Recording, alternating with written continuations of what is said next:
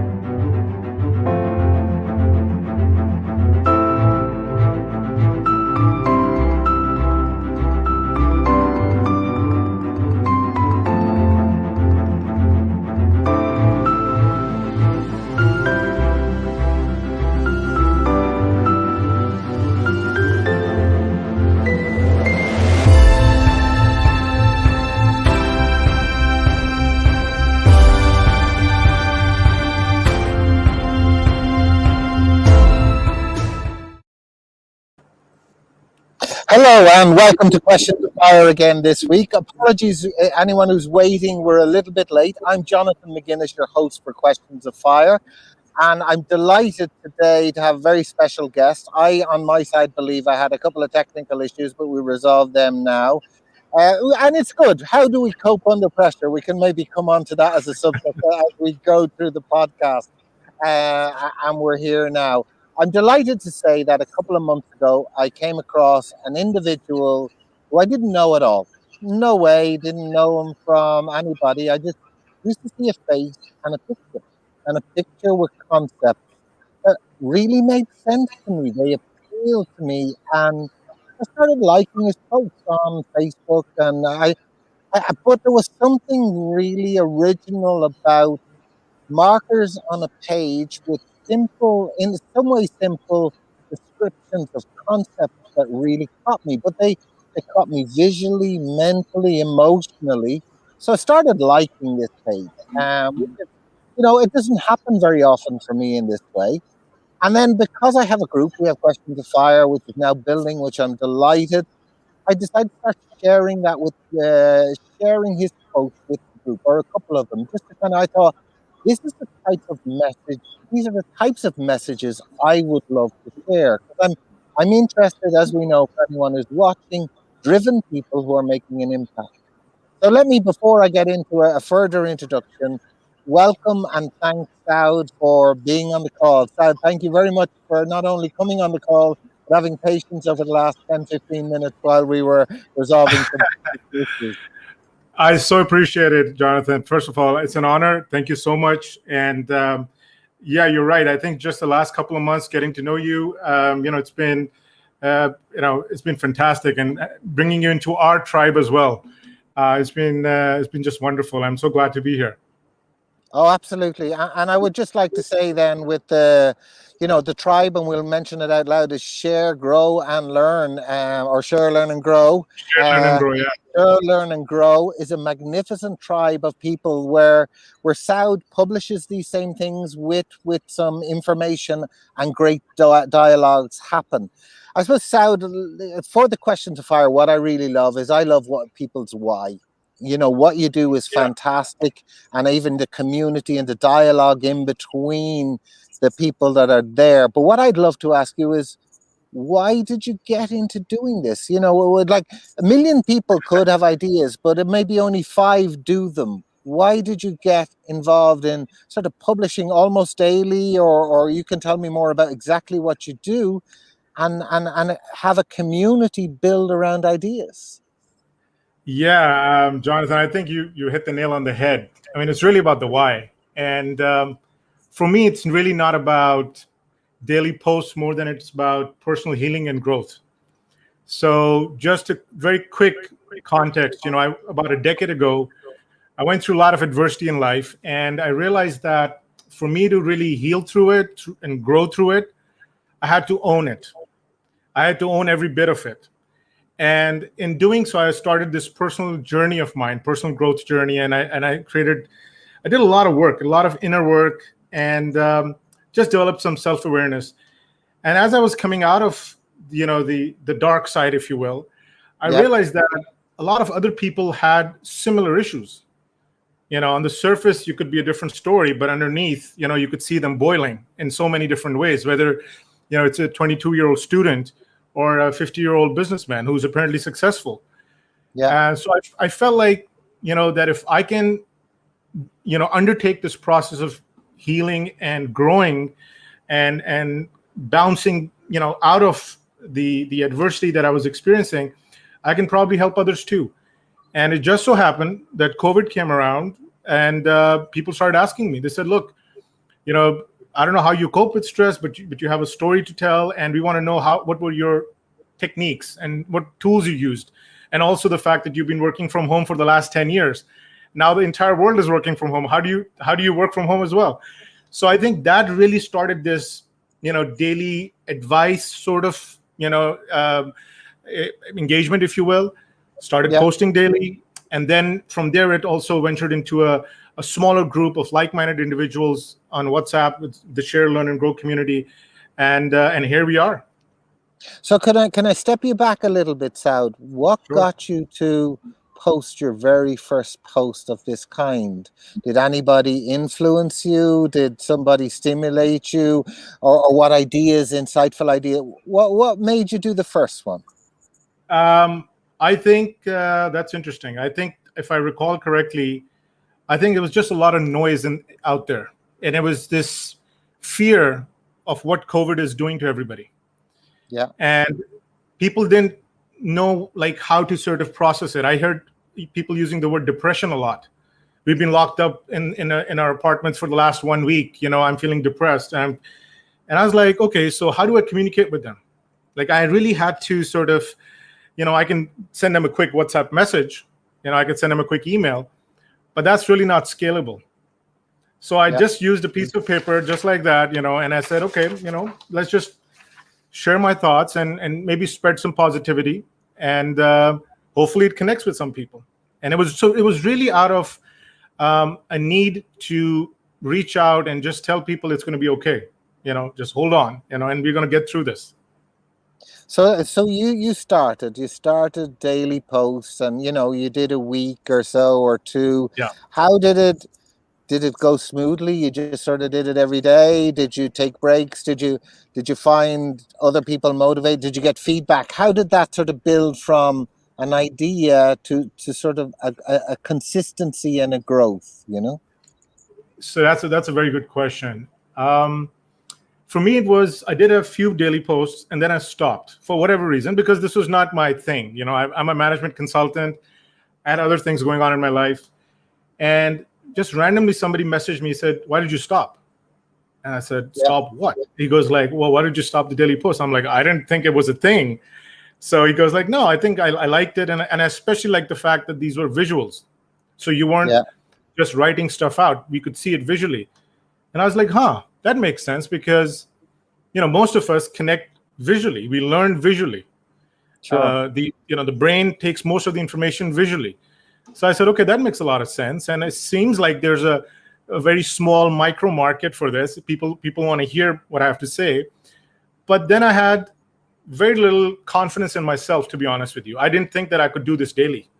I just looked at today. Today is the 433rd post that I'd done. Wow. So I'm amazed that I could come up with 433 ideas on a daily basis. Now, these are not all my ideas, obviously. I read a lot. I follow a lot of thought leaders, and I reference them, or I will hybridize their thoughts with mine, especially with my experience. And I then obviously throw it to the community, and they challenge me on it, and that germinates new ideas.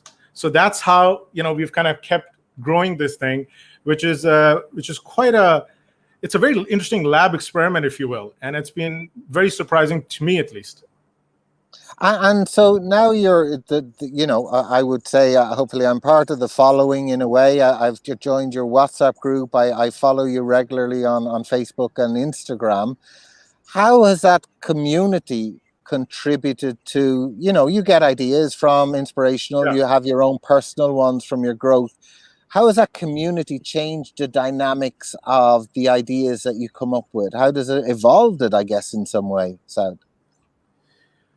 So this is one thing I've learned, Jonathan. This is very insightful, because the way you've kind of framed that, because you can always take superficial knowledge, read a quote, read a book, post a quote, but then you get tested by people who are living those experiences. So Yeah. you'll say something and they'll say, I don't know about that, or I resonate with that, and here's something additional to think about. So this being sort of exposed or being vulnerable to your community at all times, that whatever you say is going to be challenged, and it's not Yeah. in a negative way. It's these people want to improve their life, and if something doesn't connect with them, they don't hold back. I mean, I get a lot more outreach offline, because people Yeah. don't want to. Some people don't want to say it in public, so they will just reach out to me and they'll say, you said something, it hit me deep, or you said something which doesn't really resonate with me, and help me think this through. And sometimes I wonder, I was like, this is, I feel like I'm kind of doing a PhD in human psychology in a way, because it's Fantastic. just so much nuance that goes into even the average daily quote, that you can peel the onion, the layers again and again, and still not be done with it. So I think the Yeah. community has helped me really cultivate and really solidify a lot of these ideas. So I have a personal philosophy, and it's a way that I work with my kids. We may have even chat about it. Is um, when I get my kids to learn something. I have 4 boys, so I remember the first one was in Helsinki. One of my kids wanted to know, Control A, Control V, Control C on the keyboard, Yeah. and you could actually do Control for the whole keyboard. So I sat with him for an hour. This was the first time it happened, Saud, and Yeah. I remember then at the end, he had Control A to Z, and I said, okay, Michael, I'm going to check if you know it, because I'm going to test your little brother next Saturday. Because my belief is it's one thing to learn it and even do an exam. It's another thing Yes. to teach it. So I'm just wondering, there must be huge benefits from your community, Saud. I personally believe the ability to express and dialogue is so much more powerful than just simply intake. And I'd love to hear about your community and how they're helping you all evolve together, really. Oh yeah. No, I think this is so true, because I will actually link it to my other sort of engagement as a teacher. I teach at universities. I teach business courses, entrepreneurship, Yeah, personal development, and you walk into a class of 70 or 50 students, and then you're walking them through a concept, and then you start seeing the examples pour in. This applies to me like this, or this doesn't, or what have you. So there's this it's almost like you are the teacher but also the student at the same time. So I'm okay. actually taking notes of what this actually meant to XYZ. Then I'm also you know since I get challenged, and I'm trying to give them the best insight possible, that teaching part really crystallizes that concept with me. So to your point, you really learn when you teach, and it really digs in deep, and it's that's where the internalization happens, when you're walking out of a 3-hour classroom session, and it stays with you, and you're like, okay, yeah, that makes sense. And then you're sitting at home and having a cup of tea, and it stays with you. Yeah, So, and the same thing happens with the community that has now grown to over, I think, 115 people in a very short amount of time. And all these people and many of them have gone through a few cycles in life, a few peaks and few troughs. sure. So you can't talk around them, right? So they have a nice sharp detector that's going to call you out. And Yeah, so if you just share something very theoretical, it's like, the response is very, you know that you haven't landed the idea. sure. You haven't Sure. connected with them. And where you Hmm. have connected with them, you would get a phone call. I would get a call from somebody. And they're like, look, I just wanted to tell you, just that really, like, I have been quiet for the last 6 months, but this is the one post that really moved me. So I feel like this community is teaching me so much about not just the concepts that I talk about, Yeah, but it gives me this, I don't know, is this hope? I don't know if hope's the right word, but yeah, maybe hope's the right word, that if you bring something of value or something positive to a group or a tribe, they reciprocate. It's not a one-way Okay. traffic. It's not a one-way street. And in that So maybe reciprocation is when you learn. I have a question for you, Saud, because now you've Sure. had, how many posts did you say? Over 400 now at this Yeah, stage? 433 to be exact. Wow. So could I ask you, because there's a Sure. community and feedback, which is such a wonderful thing, is which idea have you noticed people resonate most with? Is it, where you've had a huge Yeah. dialogue relative?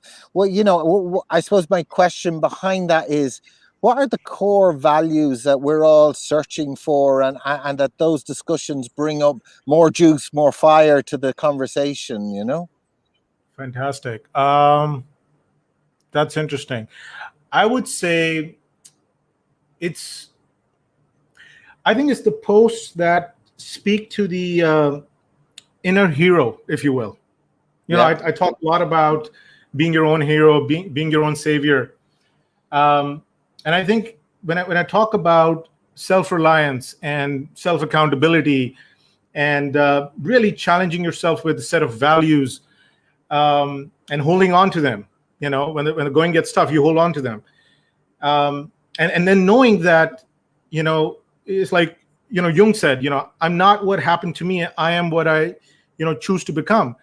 It's this assurance that, what, if I really put my heart and mind to something, I can make it happen. I'm not at the mercy of, random gods, if you will. I can affect my future, and I can choose to think that my future is greater than my past, because for most people it's the other way around. I have certain clients in executive coaching and life coaching both, and in both areas, when we start something, it's always the sense of peaking. Oh, I've already peaked 5 years ago. My future is darker than the past, and it's this reframing and believing that you still got a lot of juice in you. You just gotta not just have faith, but have practical tools infused with that faith to go and engineer this new future that we're talking about. It's not just cheerleading; it's actual factual planning and execution. So when I talk about dusting yourself off and really owning yourself in the present, in the past, and in the future, I think that really resonates with a lot of people. They want to hear that salvation is going to come from within, and they need somebody to tell them that. Well, one of my, I think we've had a chat side before. I have a couple of fundamental, we say, core principles, and one of them is we build a lot of who we are based on self-trust, and self-trust is built through when we use our word that we keep our promise, even if it's for small things. If we said, I'm going to drink a glass of water every day, and we actually do it, because we build that self-trust, we build self-worth.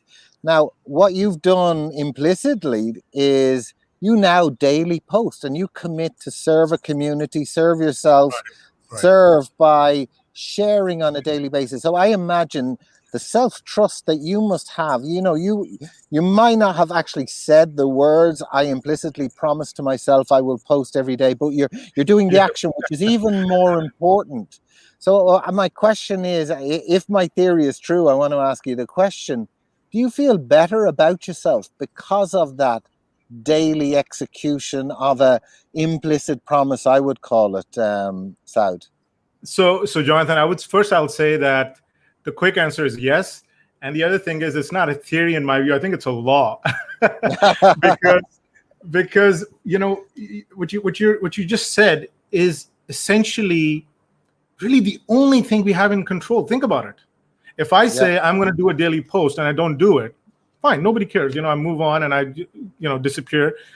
It's not about the post. It's really about self-accountability. I said something, did I do it? It's part of my value system. It's part of how I live my life. If I say I'm going to go to sleep at 9:45 p.m., do I go to sleep at 9:45 or is it 9:50? Yeah. And to many, 5 minutes doesn't matter, but to me it does, because it's the kind of identity you're trying to build.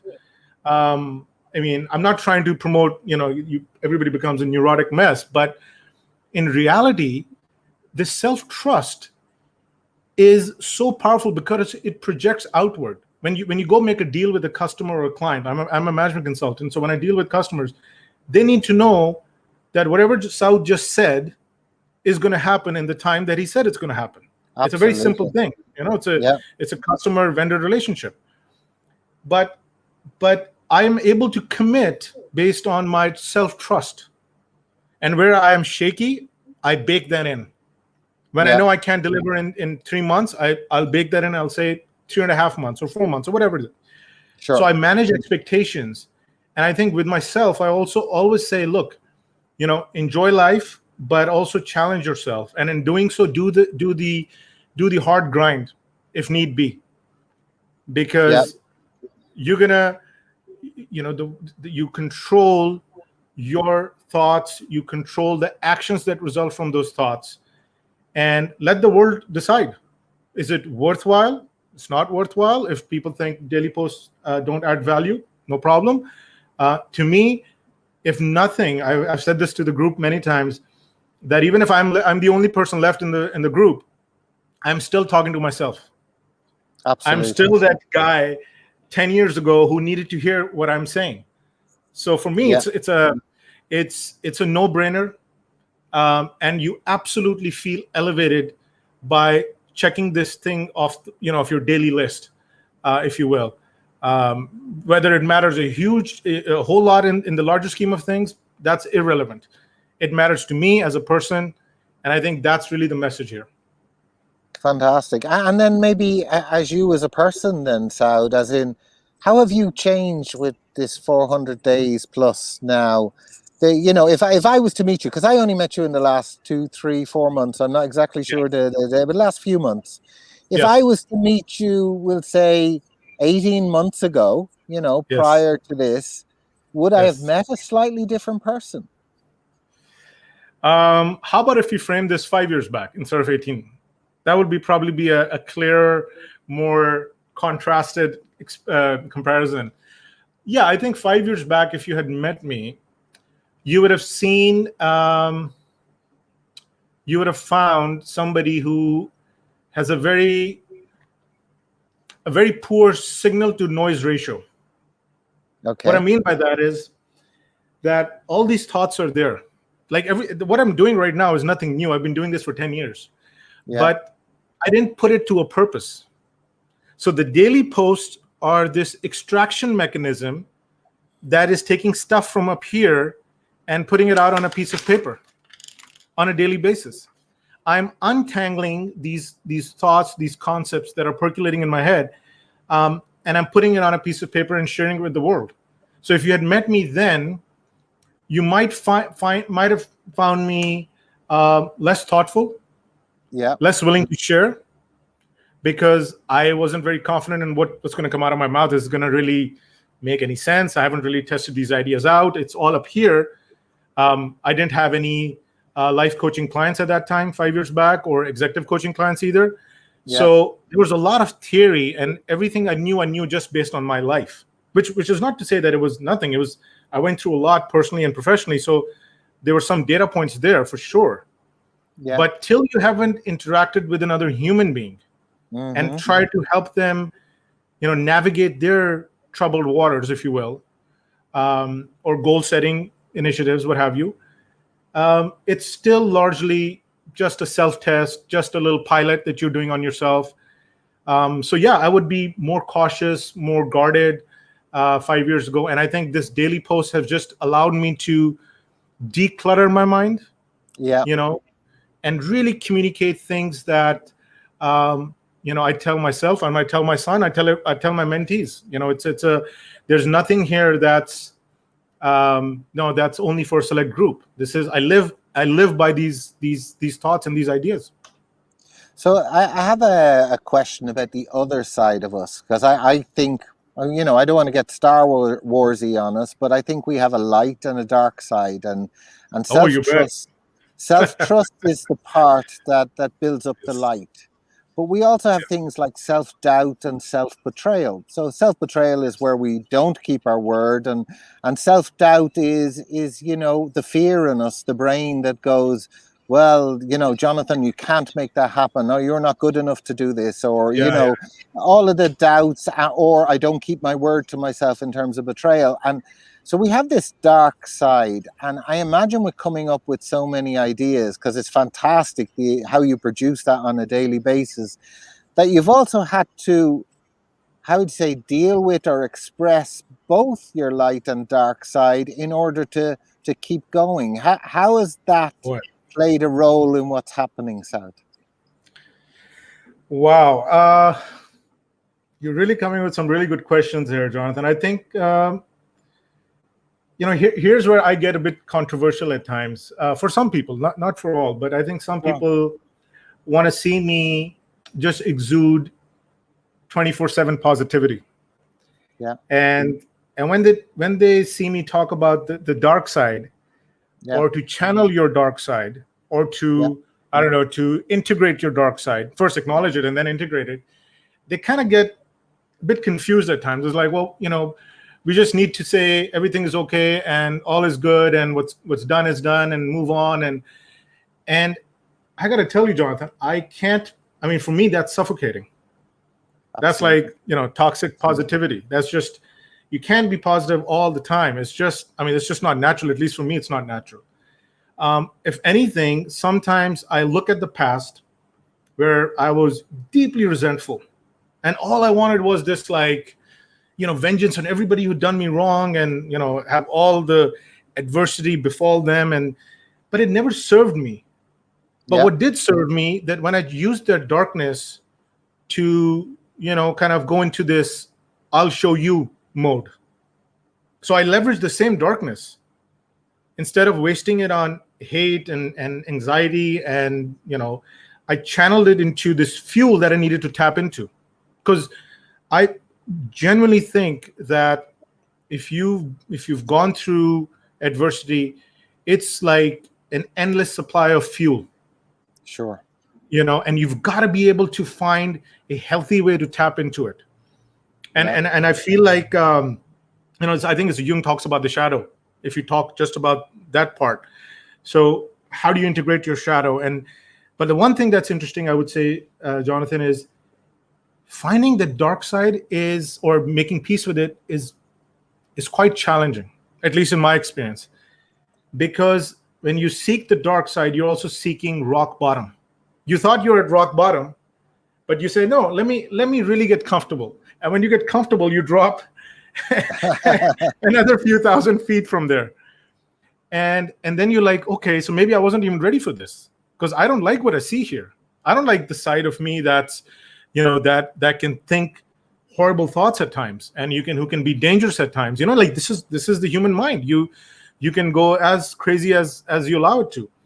But I think if you go with faith, you believe that you're gonna go down this path voluntarily, meet your shadow voluntarily, and come out whole, as more whole than before, you're absolutely at a much better place. You don't project as much, you don't judge as much, you don't get anxiety as much. It's okay to know that you are a good guy, but you can be a monster when you need to be. When your family's health is at risk, you can't be a nice guy at that time. There's got to be a switch there that you can tap into. So I guess my short answer to that would be, it's a must. Tapping into your dark side is a must. It will give you fuel. It will tell you more about yourself. It will arm you in understanding things in a more nuanced way. And more importantly, it's not going to make you come across as a naive, Pollyannish person who's just kind of going through life, getting a quick left here and a quick right there and not knowing what to expect. You've got to sharpen up. And I think the dark side helps you with that. So here's an idea that I have, Saud, and I'd love your opinion on it because you're meeting Sure. many people at the moment. I think culturally, now I'm from Europe, I know you're from Asia, so each country is a bit different, but I do think the human being is essentially the same no matter where we are. And I do think we're in a generation where avoiding disapproval, avoiding disappointing people, greater number of, I would call them people pleasers, is Yes. almost becoming a norm. But the problem with it is, or there's many problems with it, is that also causes stress. Like there are people who overwork because they don't want to displease their boss, or they're over nice to their partner or their kids because they don't want to be the hard parent, but the job of being a dad, as I know, it doesn't mean I'm always going to be a friend to each one of my boys, because what I should do as a father might be very different than what I would do as a friend, because it's for their good. 100%. And I'm just wondering, how do you see, do any of those thoughts come into what you project, or do you get any feedback of that nature, that, or is my illusion that there are more people pleasers now an illusion, or is that actually becoming a bit more of a cultural norm, Saud? I think, Jonathan, you're onto something there, because if I just look at my my life coaching clients, Yeah. I've had at least 3 over the last 12 months who've struggled with this word called no. They just can't say it. Yeah. They just can't say no. And when they don't say no, either the boss is exploiting them, or Yeah. somebody in their personal circle is exploiting them. And guess what happens? It's going to come out somewhere or the other. So if you Sure. can't say anything to your boss, you're taking it out on your kid. If you Yeah. can't say anything to your kid, you're probably taking it out on your wife. And it's like, so there's some release which is unhealthy somewhere. And this sense that I also call it the Instagram effect, because I think a lot of people want to project this perfect world that they're living in. And for instance, I saw this one couple got into a fight. This is like pre-COVID. We were having like lunch somewhere, and they got into a fight because the wife was, taking pictures, and the food was getting cold. And the husband stormed out. He stormed out of the restaurant. Yeah. Now think about this. This is the problem, right? Because we're trying to, manufacture this weird reality. And in this, we're just trying to fit in somehow, and whatever it takes, right? It's whatever it takes, whatever gets us there. And there's no boundaries. Nobody is telling us to say, stop. This is where you draw the line. But if you're a dad, yeah, there's the friend zone, and then there's the dad zone. Yeah. And the dad zone protects you, and the friend zone comforts you. So if I'm a dad, my top priority is not to befriend my son. I tell my son that all the time. I say my top priority is to protect you. Yeah. If I'm your best friend and I don't protect you, I'm not a good dad. So Absolutely. whatever your role is in life, you have to prioritize that. And in many of those roles, you've got to learn to say no. I can't tell you how many opportunities I've said no to in the past, because I know that the way they would play out is not the way I want this to go. So there's an opportunity cost to it. I'm giving up money. I'm giving up, sort of, some level of acceptance in a certain group.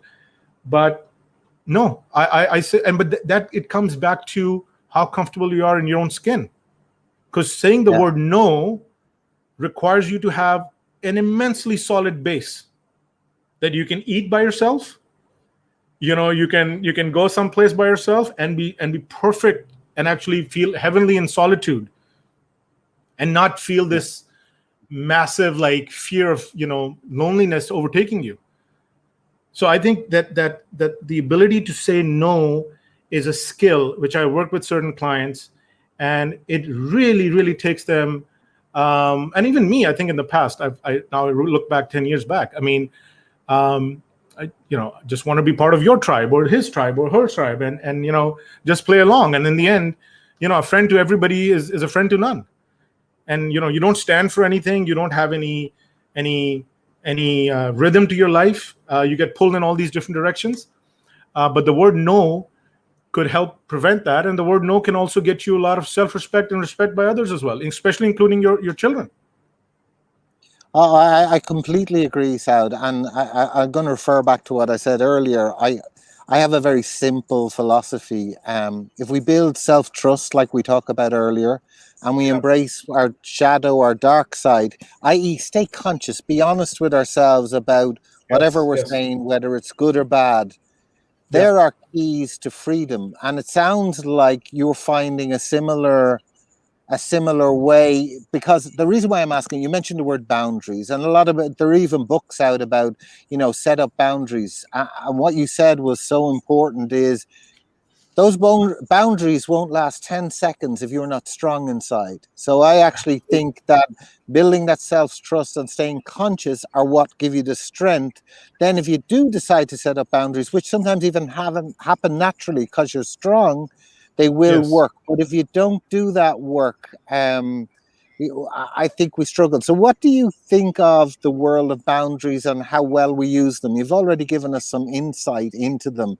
Because reason why I'm actually saying this is when I look at some of your pictures, you do draw in circles and you draw in different shapes. And for me, shapes act as bubbles or boundaries within certain concepts. And you wrap them around a word or a little picture. And I'm going, that can only be as solid as what's inside it. You know what I mean? Like a castle with big walls, if there's no army to defend those walls, it's still going to get overthrown, if I want to put it in a visual way.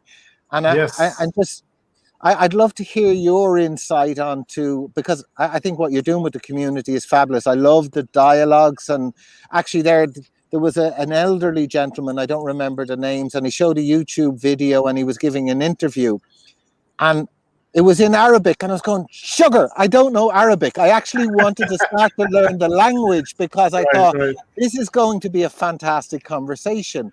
And I'm just wondering, because of your dialogue within it, how do we build up that strength? How do we build up that army inside the castle and then build the castle? And I think that's what people are missing in life. And what you're doing and sharing, like particularly conversations, are fantastic. People coming from all directions. I'd love to hear how you've distilled that, Saud, into how we build ourselves up again. Wow. Jonathan, fantastic. I mean, it's very profound the way you captured the boundaries and the shapes. And I think that's why I believe visuals work so well, because they're so multidimensional. They can speak so much to so many different people in so many different ways. So coming to boundaries, I would say, I think that, as at least in my case and some of my clients, it's when you're going through something, and I'll give you an example. Let's say you're going through adversity. Yeah. There's a lot of deconstruction that takes place.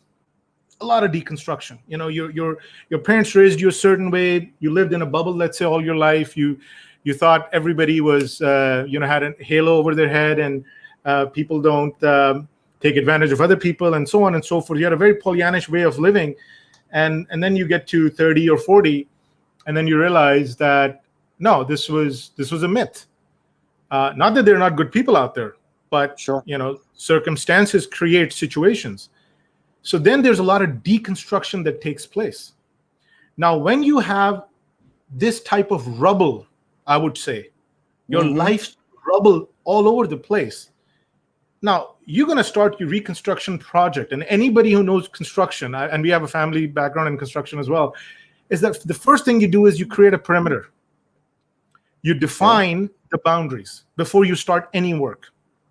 So you say, we work between these boundaries and no more. And we don't go out and nobody comes in. And that's how we define that place legally and operationally and all this other way. And I think it's also very similar. When you define these boundaries, you're basically saying, look, whatever I'm going to build from here, out of this rubble, some stuff I'm going to use, some stuff I'm going to throw away. But whatever I'm going to build from here is going to reflect what I want out of my life, which means some people seep into this in and come into this other side of the boundary, and some stay out. Yeah. And I think that is one of the hardest things for people to do. They just don't know how to cut off people from their lives without cutting them off, if you know what I mean. Okay. Like, they don't understand, how can I do this without the help of such and such? How can I move on without my 3 best friends? How can I be successful without my mother helping me out in this case? Or how can I be able to do this without my dad not judging me? Yeah. And I sit there and I say, like, well, it's your life. You have a vision. At least the work that we have done, you have a vision. This vision requires you to man up or woman up. Yeah. And your boundaries are going to hold these people out till this thing is constructed. And whatever it takes. If, let's say, for example, one of my clients, he said, look, people in my home, they sleep at 3 or 4 in the morning, and you're asking me to go to sleep at 9:30. That's ridiculous.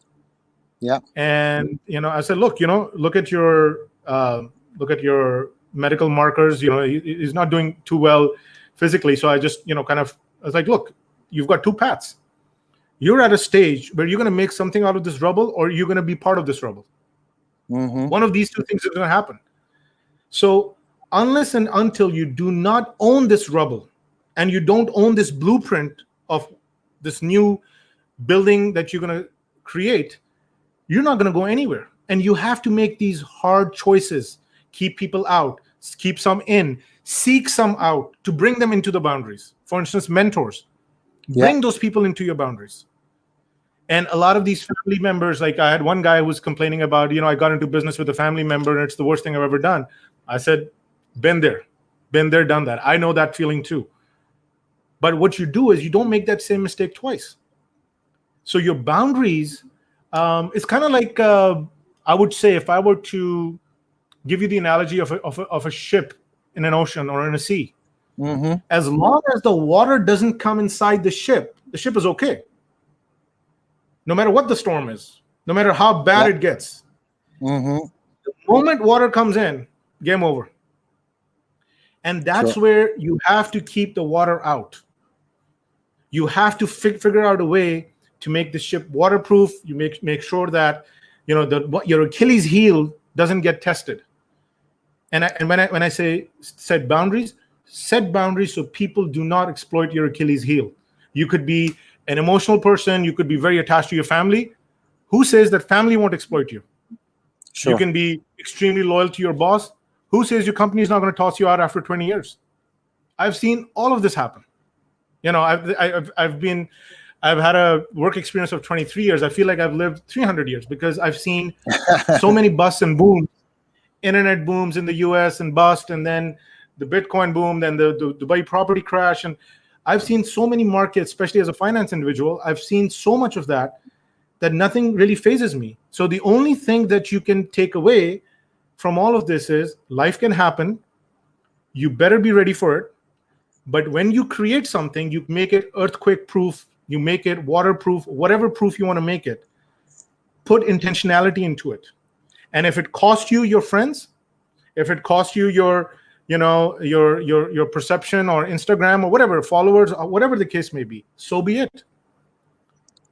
This is much more important to you than these superficial, fake expectations, because decades are going to go by and then you're going to wake up one day and you'll say, coulda, shoulda, woulda.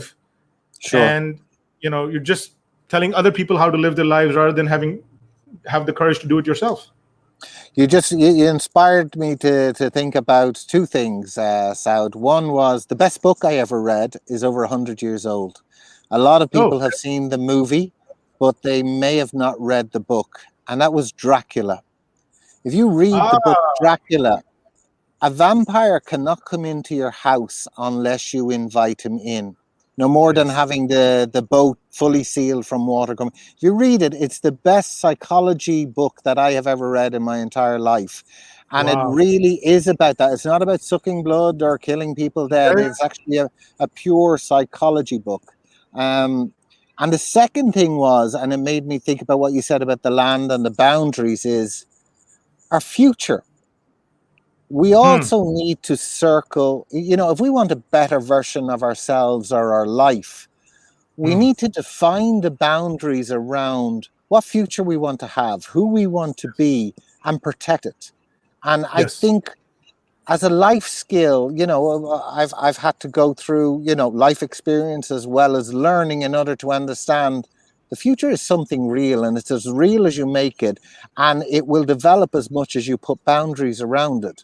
And if you allow it to be, the boundaries to be overstepped or broken down, that future will never, and I don't mean manifest because it just manifests. It manifests because you put intention towards it, Oh, you put absolutely. work towards it. So boundary isn't just a physical thing for land and castles or whatever, or building a house. You can actually put it towards our future. And as I imagine, I'm going to ask your opinion as a coach. How are some of the ways that people can put boundaries around their future so that they don't allow the wrong people into their life, or allow the right people into their life, or ensure that they keep on track for doing the type of thing that at least sends them in, or allows their life to go in the direction of the future that they imagine? Jonathan, I think that is so foundational, because when I work with clients, the number one thing that takes up, I think it takes up about 30 to 40% of the coaching mandate, which is building self-awareness. Mm-hmm. You cannot decide who comes in, who stays out, if you don't know who you are, and especially the shadow, the dark side. Yeah. If you don't have a sense of your triggers, you don't have a sense of your vulnerabilities, you don't have an inspired sense, like, I've done this for the last 4 decades, but for the next 4 decades I'm going to do X, something else. Yeah. If you don't have that clarity, and yes, I get it. I mean, life is life. Things are not always going to be exactly the way we put it on an Excel sheet in column, Sure. 50 row 67. But I think the idea behind this is, are you comfortable with who you are and what you're trying to become? Because the identity discussions, Jonathan, become very tricky. When I say to somebody, okay, what do you want? It's like, oh, I want to be accountable. Okay, great. Give me an example of self-accountability. Well, I'm gonna stop smoking or something, some random. Okay, fine. Yeah. So what are you going to replace it with? I don't know. I'm just going to go cold. Okay. Do you think that's going to work? Yeah, I'm just going to go cold. And then 2 weeks later, I find out that no, it didn't work, whatever. The reality is, if you don't know yourself well, it's not going to sound very, very politically correct. I'm sorry, but you do not deserve the future that you keep talking about. Sure. I'm sorry, you just don't.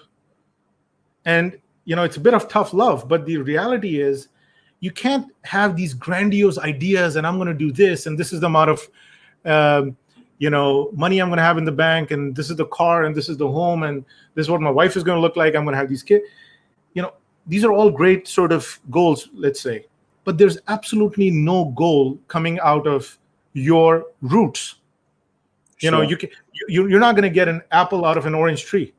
You just can't. Mm-hmm. So till you don't think through your identity, your self-awareness, your weaknesses, and the points that you compromise.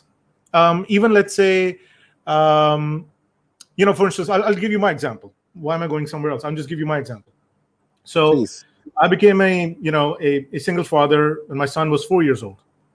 Mm-hmm. And prior to that, I was this guy with a fairly lucrative job in finance, and traveling the world, going everywhere. And now out of a sudden, I'm changing diapers, and I'm taking him to school and helping him do his homework while I'm on the phone with clients. And I'm like, this is not sustainable.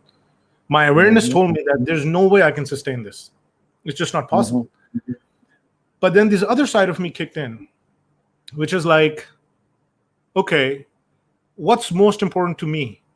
At this, I'm looking at a 4-year-old, and I'm looking at my career, and I'm like, this is not even a question. It's the kid. You got to take care of the kid.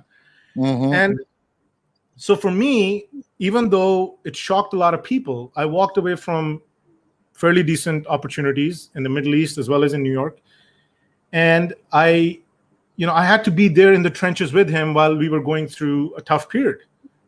I was going through the divorce at that time, and a venture of mine had also collapsed. So there was a lot of stuff happening all at the same time.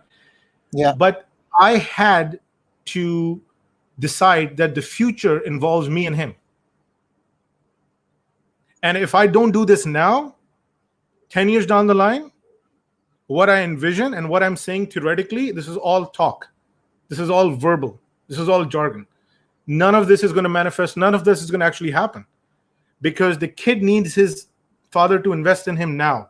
His time, his energy, be there with him, whatever it takes. So your future has to have a very high level of self-awareness and tolerance for pain. Yeah. To be like fully thought through, because whatever you're going to do is going to cost you something. If I had left him then, I probably have a few more bucks in the bank, but I won't have all the times that I've spent with him and the amazing experiences we've had together, and the relationship and the bond that we have, touch wood. So there's a cost to everything. What is it that you want? What kind of cost are you willing to take on? I'm willing to take financial cost to be with my family. That's me. Some people are a bit more family oriented. Some people are not. And I'm not judging anybody, by the way. I'm just being very clear, because I have some clients who said, look, I would have done it differently. My son is my son. No big deal. I would still make the money, and I still get a chance to be with him. Not as much as you do, but sure, that's perfectly fine. To each their own.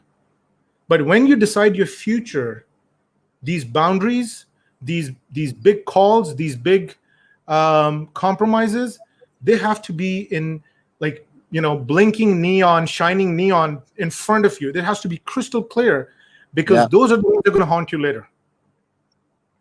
And I think a lot of people don't think through the dominoes, that if I do this, then this, then this. Is called like the second, third, fourth derivative thinking. How does this play out? And if you're only thinking short term, 6 months, a year, then that's really what gets a lot of people into trouble later on. I have a good question. I love your answer, Saud, by the way. I have a question, which is, I find it very important, but it's always not, the answer is not always immediate. And you've given very clear indication that we're all 100% responsible, accountable, whatever word you want to use, for the things that happen in our life. Now, we may not have caused them, we may have caused them, but to get there is not an easy path for a lot of people. If somebody has a problem, and let's take a common thing at the moment. There's a lot of labeling that goes on in society. Oh, there's narcissistic people, there's people pleasers. That's kind of the spectrum at the moment. And, the people pleasers will name the narcissists, etc. But to be honest, in the middle of all of them is the authentic or assertive life, where you take responsibility and you're neither one nor the other. And a part of the healing process, or at least that I'm learning, is when you have a problem, initially you need to sort of identify, well, what the hell is this problem? Yeah. Then in order to sort of assess it, you need to externalize it. So it's quite normal for a while maybe to blame a narcissist or blame an event or whatever. Yes. But then the real way to healing, and the next step for me is the most important, is that you realize how you were facilitating that to happen, or you definitely were not preventing it, so it did happen. Yes. So I often meet people, and they claim to be whatever they would, coaches or whatever, and the first thing they say, you need to take 100% responsibility. The path to that is not quite so quick, Saud. I think it requires at least the steps I was talking about, and maybe more. I might have a simplified version of it. I'd love to hear your understanding of what are some of the ways, because I imagine there are many ways, where people begin to recognize and become aware that they need to take ownership, whether they made it happen or not, in order to better their lives. First of all, Jonathan, I don't know why we don't have these discussions in schools. What you just said, does this conversation need to be had with a 45-year-old or a 55-year-old only? Why can't, I mean, this goes all the way back to, let's say, even teenage years, or even as kids, this sense of full accountability for one reason, because it takes courage to say, I messed up. It's like, well, it's not really 100% your fault. It's like, no. It's whether it's 100% or 99% or 87%, I don't care. It's mine. I got myself into this. Okay. That's the hardest part. The beauty of this statement is that it's incomplete. It completes when you add to it, if I got myself here, then I can get myself out. So your accountability is actually self-empowerment. Yeah, you got here, you learned a few lessons, you did some foolish things, or whatever the case, whatever got you here. We won't go into that. But the beauty of it is, once you own it, you're basically saying, if I can get myself here, I can get myself out of here. And you said something quite key there, Saud, and I've noticed it in a lot of my interactions, is years ago, and it was true, Tony Robbins, not because I'm trying to promote him or anything else, but I read a lot of material from a lot of people, and I remember this particular one, is he said a very powerful belief to have. Now, for me, a belief is still an illusion, but it's something you choose to follow. Yes. And the belief that he stated, and I have to say it's a part of core of who I am, and you've mentioned it, and that's why I'm picking up on it, is there's always a way. I'll always find a way.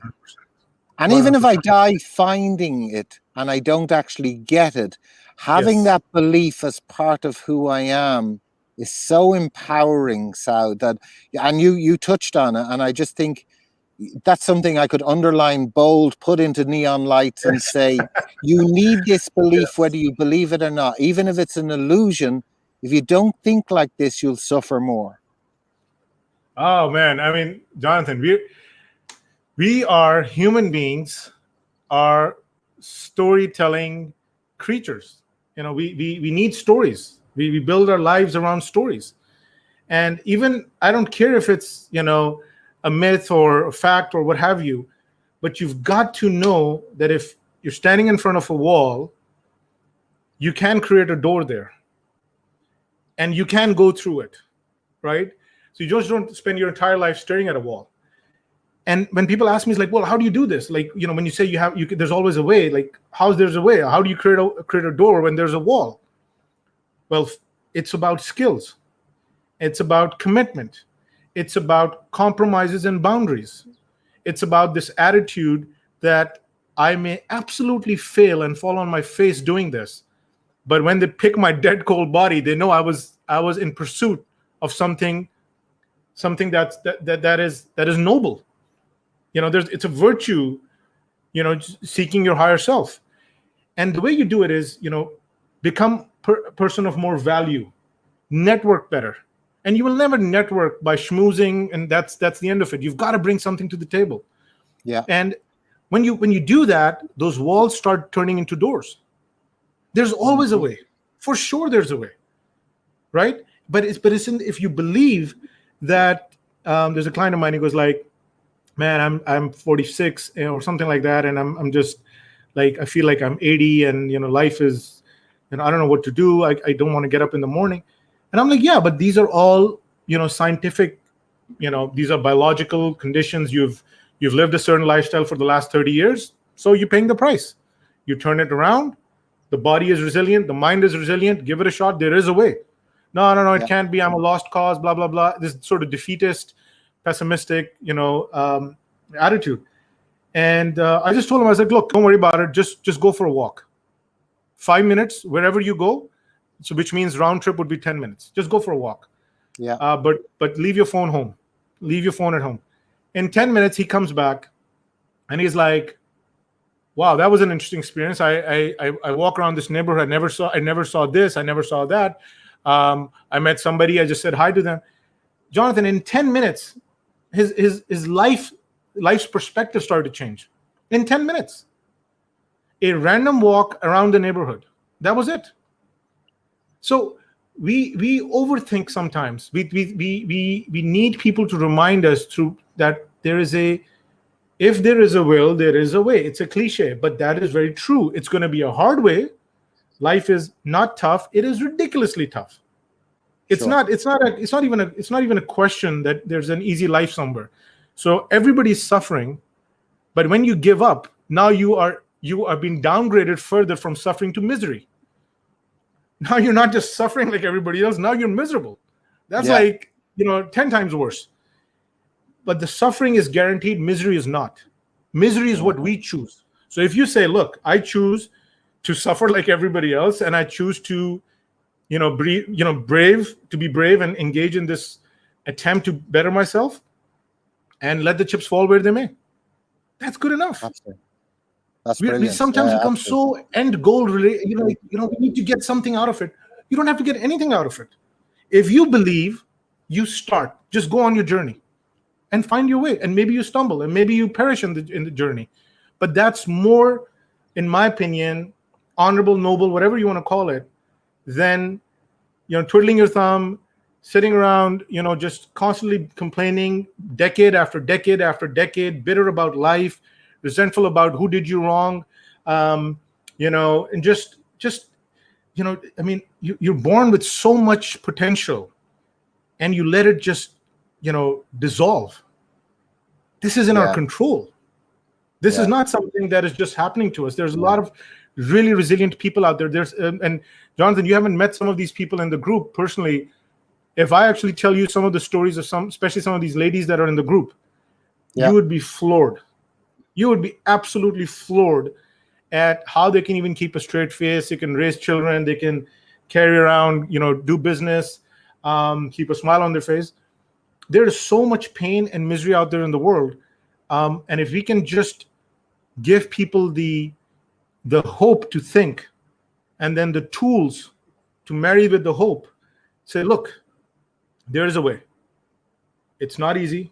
It's very difficult. It's going to cost you a few friends, probably even some family members. But there is a way out. And you leave it at that. There's no overpromising. There's nothing. That's it. And that's good enough. I think that's absolutely fantastic, Saud. And in the conversation, you did something which I think is quite wonderful. You described what you did with a client. And one of my understandings, and you've alluded to it, is we do a lot of overthinking. And when we're overthinking, we're probably in an anxious or fearful state. And we're not really ready to cognitively play with ideas, improve ourselves. And you told your client to go for a walk.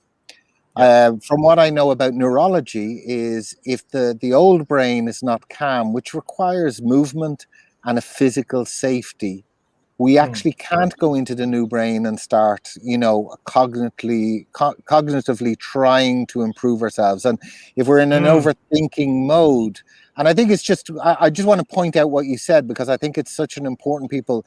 If you are worried, and I've done this myself, I've got up at 2:00 in the morning. We're talking years ago, but I remember worrying about the job I had or whatever else it was, and gone for a walk around the town. And then I would go back and go to sleep. Sometimes we can't think our way out of a problem, and we actually need to get back to doing physical movement, doing very basic things. And then when we're ready, come back to it. Not everybody, when they come in to me or to you or whatever, are actually ready to think about things. Sometimes they need to reverse gear, slow down, be physical. Like I think your recommendation was fantastic, to recognize that and do that. Whereas here's something that I think is so important, and I'd love your opinion on it. I was just pointing out what you said because I thought that was fantastic, is I often think the solution is more about getting rid of things and adding new things. So quite often we have too much in our life, whether they're too much thoughts, too much possessions, too many relationships, and focus on the ones we want rather than what they call nowadays the shiny new object syndrome. Oh, if I get this, I'll be better, or I'll be richer, or I'll be healthier. If I go to the gym, I'm starting to become a fan of elimination more than addition. I'd love to hear your thoughts on that, Saud. Well, isn't that the definition of wisdom, right? It's about removal. and knowledge is about addition. So I think that's very true, because look, I mean, think about it, Jonathan. In today's world, especially, is there any information that we do not have access to? Honestly, there's nothing. You want to sit in an Ivy League physics class?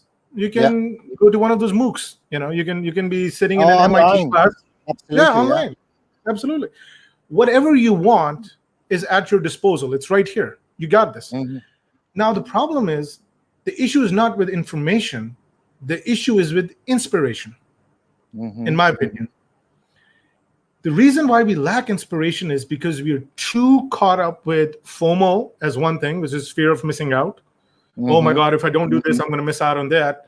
How do I make sure this person sees that I'm carrying an Apple phone and an iPhone and not some raggedy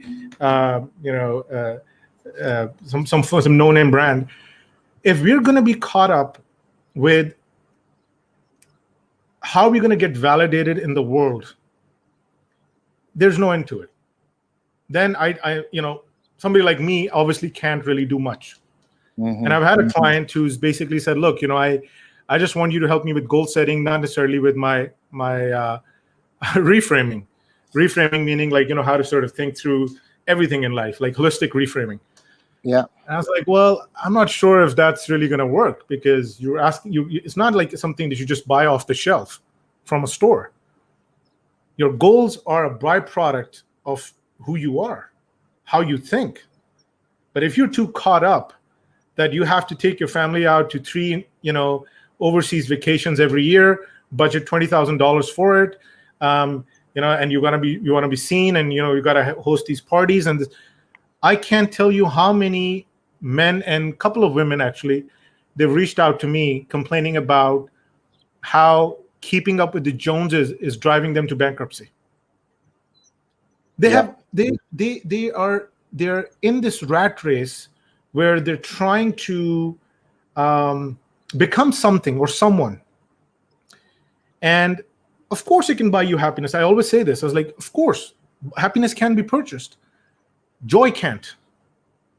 So, you wanna get this dopamine kick buying a new iPhone or buying this new car? Absolutely. Shopping does this all the time. Dopamine, serotonin, all these happy hormones are kicking in, and that makes sense. But are you going after happiness, or you're going after joy? Because joy doesn't require a lot. It actually requires, the decluttering of stuff. It actually requires to, let's say, play with your cat and just be in the moment, or spend time with a friend and not try to one up each other on how much money I made this month or what client I had the other month or whatever the case may be. So to your point, I think we when we start removing, it's kind of like I was just thinking about it. It's kind of like the purification of gold. You purify gold by melting it. You put it to fire. When you put it to fire, and it's very apt for your podcast as well. The question of fire. You put it to fire. I'm sorry, I've got really bad puns. But when you put it to fire, you're able to separate the impurities from what you're looking for. And the process is not addition. The process is subtraction. Yeah. And that's exact same thing in our lives. We've got everything. If you've got lungs in your ear, air in your lungs, you've got a couple of decent people to talk to. You've got, between your ears, things are working fine. You're a king or a queen. What else do you want? Work with what you have. Not trying to chase this, this cookie cutter man or woman that has to be accepted by society. Which society? Who are these people? I always ask this question, who are these people? Who is it? And I mean it, Jonathan, because when I actually do the work on it, I'm not kidding you. So I've done this with my students as well, with hundreds of students when I was teaching the personal development, because this was the biggest question. They feel anxious because they have to keep doing more to keep up.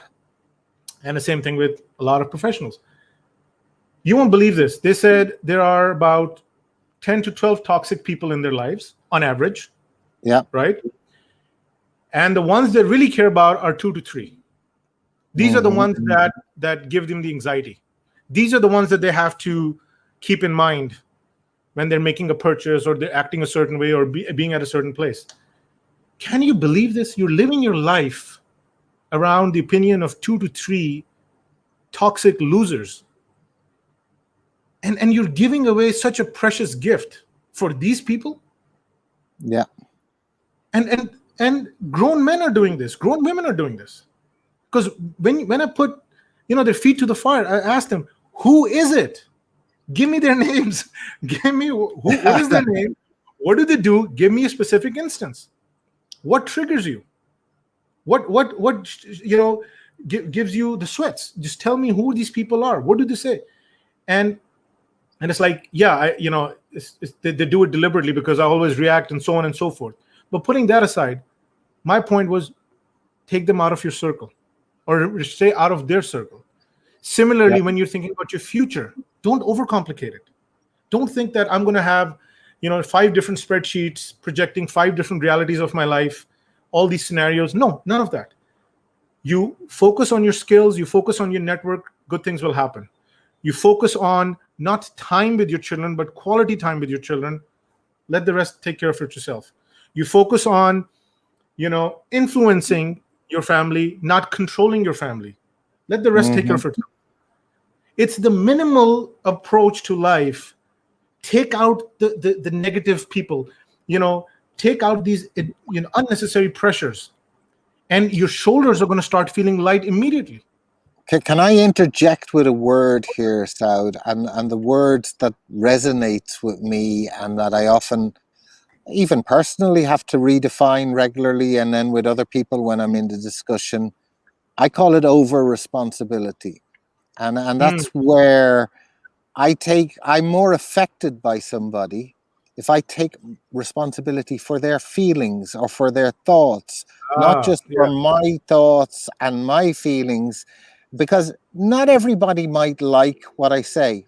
Some people will, some people, I think when you go into a room, I think there are 5 fundamental groups of people.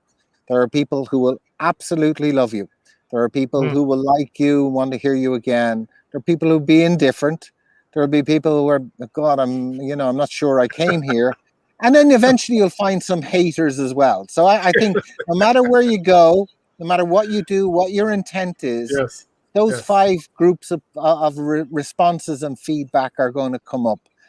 But and I think this is where I'll call it people pleasing or I'll call it over responsibility, is culturally that has become very norm. And when you take responsibility for more than yourself, so when I say elimination, because you've evolved the idea as we're having the discussion, it's not necessarily to eliminate anything from yourself, but eliminate what you're overdoing.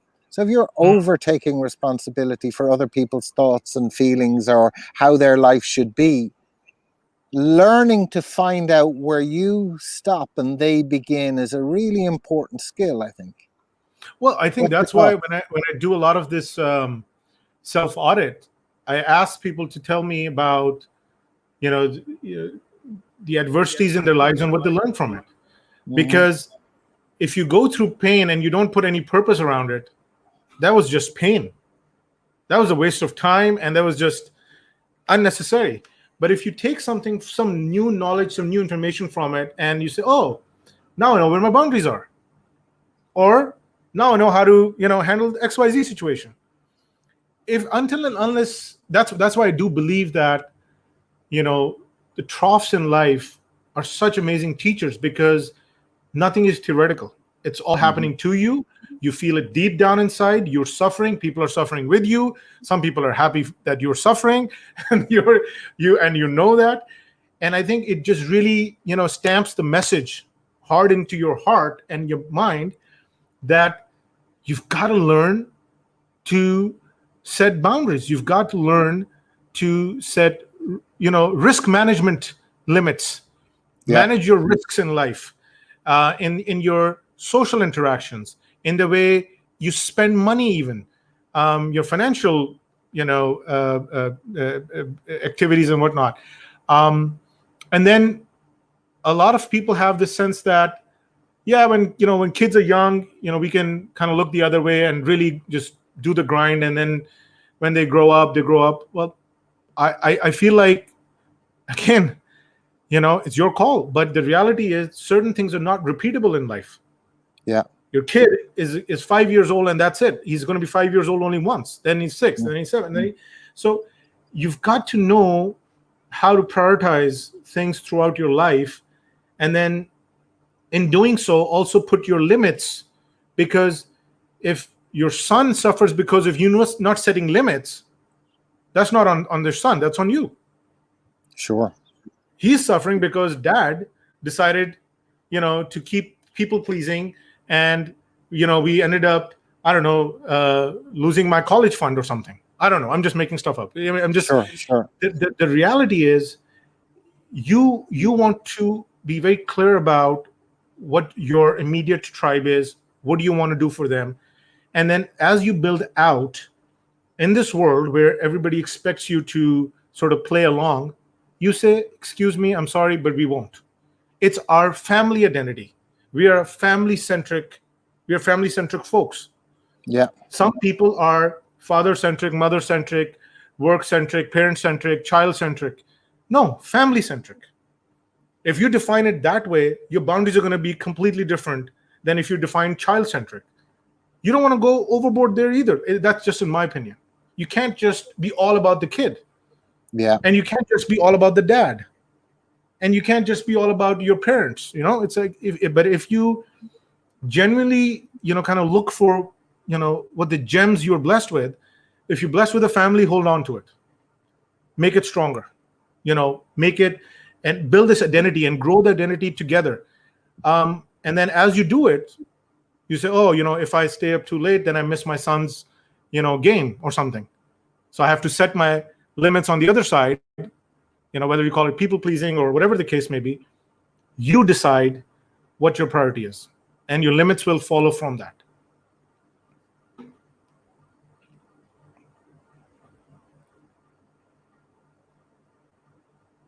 I think that was too good of an answer, Jonathan. I don't know if I shocked you into silence or it's an internet issue.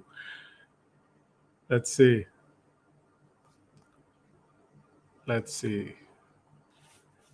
I lost you for a second, Saud. Yes. Apologies for that. Sorry for that.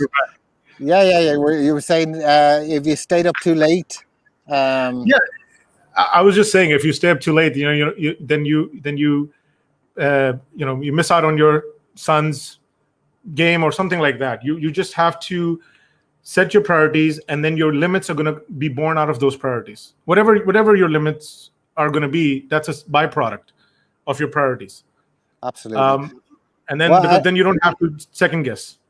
Well, what I'd love to say is I've actually thoroughly felt inspired and expanded my ideas, and I appreciate what you do, how you talk, the message that you're sharing, the community that you're building. I can actually go on and on, Saud. There's an expansion. That's what I'd love to say. You bring an attitude and an expansion that I find inspiring, and I think I'm watching all the comments that are streaming through here as we're having the talk, Saud, and it's absolutely fantastic. I love to ask all my guests one particular question as we sort of come to a close, and I would love to have another conversation with you in the future. This was, absolutely fantastic. Is now that both of us are probably on the older stage of life or mid to older, I'd love, there are kids starting out now who are just coming into the world, and they're actually coming in the middle of a pandemic, and there's even people who the same as us, and they're having thoughts for the future. But yeah, I'd love if you could meet the younger Saud, the 16, 18-year-old Saud when he was who he was, that kid then. Yes. What 30 seconds piece of advice, or you can go a little bit longer, but what core essential advice would you give to him? I would, Jonathan, basically tell him what I tell my son, because he's technically not 18 yet. He's almost 14. But yeah, basically what I tell my son is what I would tell my younger self, which is basically three things. Okay. The first and foremost, and I think the most important one, is identity. Know who you are and know who you're not. We talk about cutting back and knowing our limits and boundaries. Yeah. Fundamental to that. Accountability, self-respect, self-accountability, fundamental to that. So, whatever it is, empathy, sense of justice, being of service to others, know who you are. It's basically like a boat that we talked about earlier. It's in the rough seas. Yeah. Identity prevents the water from coming in. Yes. Identity makes things stable. I get you. So whatever you're going to go through life, 18-year-old Saud, I'm telling you, focus on your identity, your value system, hold on to them tight. That's the first thing. The second thing, the G, which is the goals, we humans, Jonathan, we're teleological creatures. We aim at stuff. So if we don't get to target something or don't chase something, we kind of feel depressed. We kind of feel down. We feel like, it's like we came into this world and really it's not really doing much out here. Nothing is inspiring us. There's no pull factor. We're pushing all the time, but there's nothing pulling us. So have goals that are crystal clear and are pulling you. Don't have goals, have inspirational goals. Have big goals, have crazy goals. That's fine. Something that kind of scares you, something that maybe even gets you laughed at, whatever it is, but have something to aim at. That's in our DNA. That's how I think our creator designed us, to chase something. But if I just want to add one thing there from a mentor of mine, Saud, and she said, have goals big enough that either God or a fantastic team need to intervene to make them happen. Love it. Absolutely. Yeah. Absolutely. Why not? You can't be just incremental. The progress could be incremental, but your goals could be just, outlandish. That's perfectly fine. Yeah. So don't play small in terms of setting goals. So goals is the second part. And then the third part, which I think is a very, very critical part that I keep talking to a lot of people. And this is something, resonates with me strongly, especially now. It's about now, living in the now.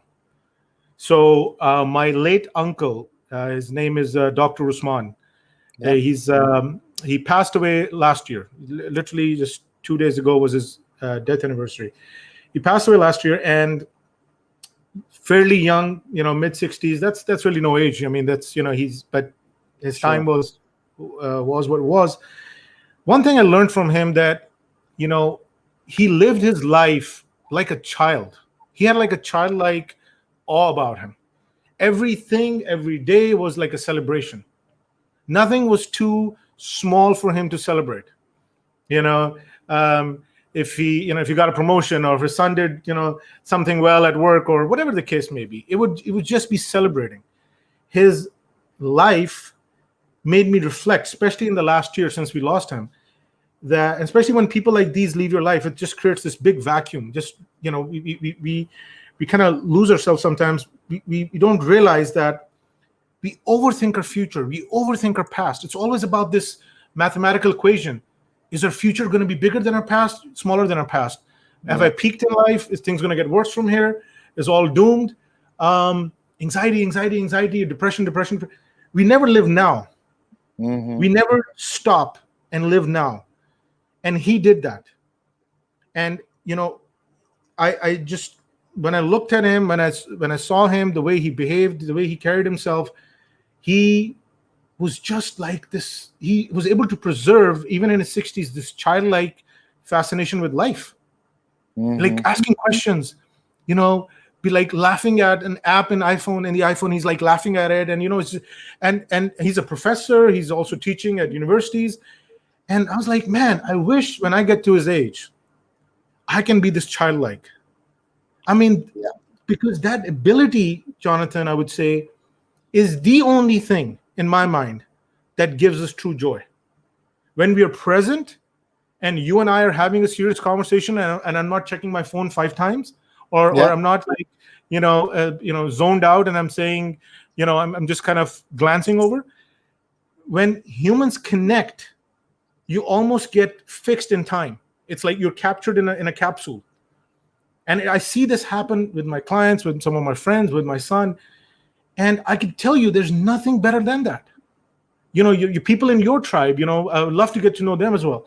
When you really connect with people one-on-one, there's something magical happens, and sort of the dimension of time just kind of comes to a standstill. But the funny part is there's no magic involved. It's removal of the noise, the filtering of the noise, all the stuff that we just discussed in the last hour. If we were able to do that and live in the now and enjoy people's company rather than think about, I don't know, like cash, clothes, and cars, if I want to make it all C's.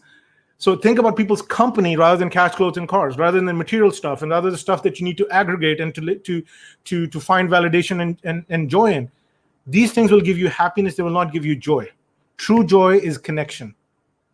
True joy is, for instance, personally, meeting you has been a joyful experience for me in every sense of the word. It's been fantastic because we connected with meaning.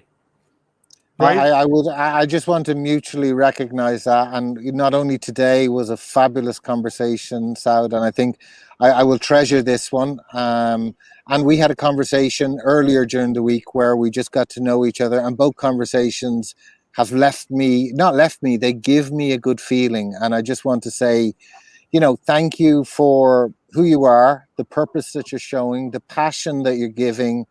And the consequences are almost natural. If I watch your group, if I see, I think I'm only the beginning of a lot of dominoes that are going to want to sort of touch your energy and be part of what's happening here. So I love to say thank you to you. And as I said before, do it again.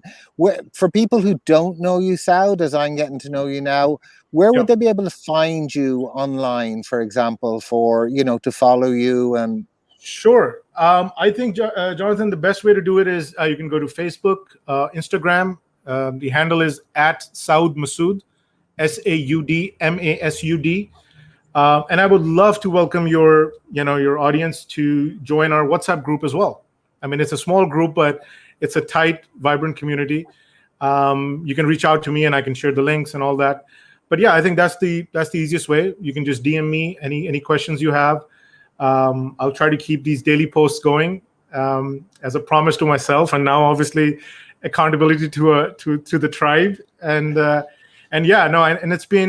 it's genuinely been a it's been an awakening for me a bit, to be honest with you, since the last few conversations we've had, because the kind of questions you've asked have kind of made my brain jog a bit further than before.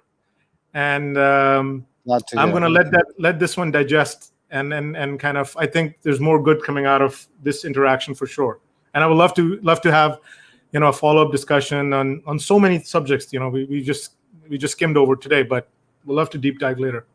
Brilliant. Well, to all the audience of everyone who's in Questions of Fire or anyone follows this, I'm following Saud for quite a while. This is the second of, I hope, many conversations in the future, because I find, for me, it's an expanding one where thoughts are expanded upon, change perspectives, and gives me a new view of things. So, first of all, thank you very much to Saud. Thank you for your time, for your energy, and I look forward, and anyone who's watching, please dive into Saud, watch what he's doing, and you'll feel some of the enthusiasm, maybe more the enthusiasm than even I have, and I'm not sure how that's possible.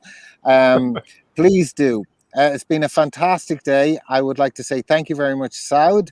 And for any of you who are new to the channel, I'm loving to bring on driven people like this. So please press subscribe or like to the channel, and you'll hear more of this and hopefully further conversations with Saud himself as well. So have a wonderful evening, sir. It's been an absolute pleasure. And pleasure's all mine. Blessing to you, to your family, your friends, your tribe. Likewise. And keep going. We're with you. We'll be taking you along with us, Jonathan, and we're coming on the ride with you as well. Happy you. to come. Fantastic.